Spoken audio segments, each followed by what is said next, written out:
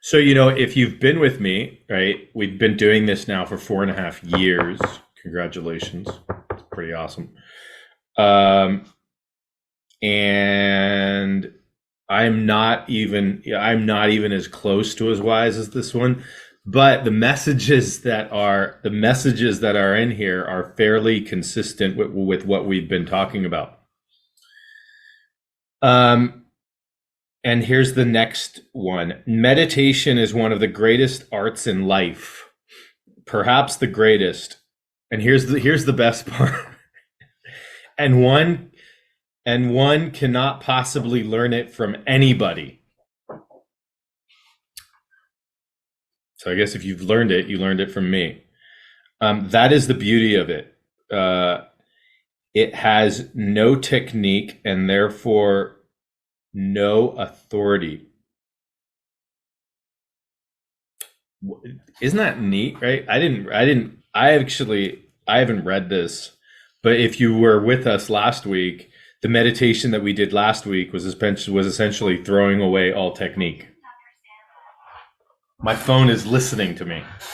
How in the world? That was weird. Maybe it's doing that maybe it's doing that more frequently than I think it is. Anyways, the meditation we just did like a week ago is essentially throw away all technique and just rest, right? Just be. And so he says it has no technique and therefore no authority. So you can't learn it from anybody. It's kind of neat.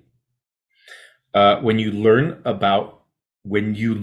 about yourself, watch yourself, right? We've been talking about the openness and curiosity of just observing, right? What's happening in the moment. Oh, Rumi asked the questions. When's the last time you spent time with yourself? When's the last time you've watched yourself? Oh, what does that mean? I am myself. Well, that's the snickery there, huh? Watch yourself. Watch the way you walk, how you eat, what you say, the gossip, the hate, the jealousy. If you are aware of all that in yourself without any choice, that is part of meditation. That's kind of neat, right? Being aware of that. It's like that's that awareness. Oh, look at these comments. Look at these comments that are coming out of my mouth. Look at the way that I eat, that I say one thing. Maybe I'm telling my kids to do it one way, but I'm actually doing it the opposite way. And so where's the model for them? Right? But how does that can only come through introspection and awareness. And that's meditation. Okay.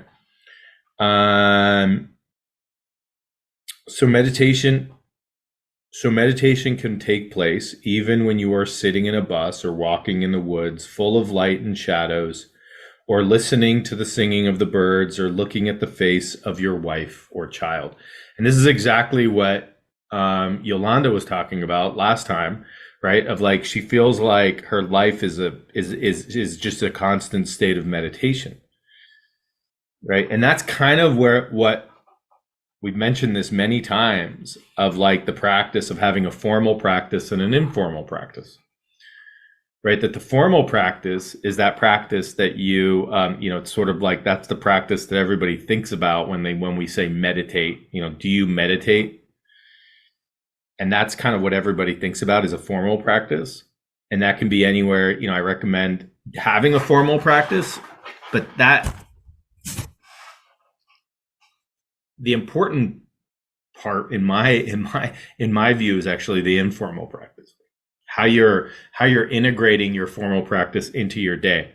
How everything you do becomes the practice. How everything you do becomes the meditation. How everything you do actually is done in mindfulness, or there's an awareness of you doing it. Right? And that's, in essence, right? That's mindfulness, is being mindful of the present moment as it's arriving, even though you're talking. Like I could be talking and not listening to myself or not being mindful of the words I use or not even being aware that I'm talking. You ever have those interactions with people? Like, I'm sure this person's aware that they're talking. And remember when I defended my PhD, I was at the urinal and I was really nervous. And right before my defense, literally 3 minutes before I was going to start, I had to pee, of course. And so I go into the restroom, and there's another who was they were on the committee. They weren't my direct advisor, but they were on the committee that was assessing. And I'm sitting there at the urinal, and he's sitting in the urinal, or he's standing, I guess, in the urinal next to me. And he looks over, he goes, "You nervous?" And I go, "Yeah, I'm nervous."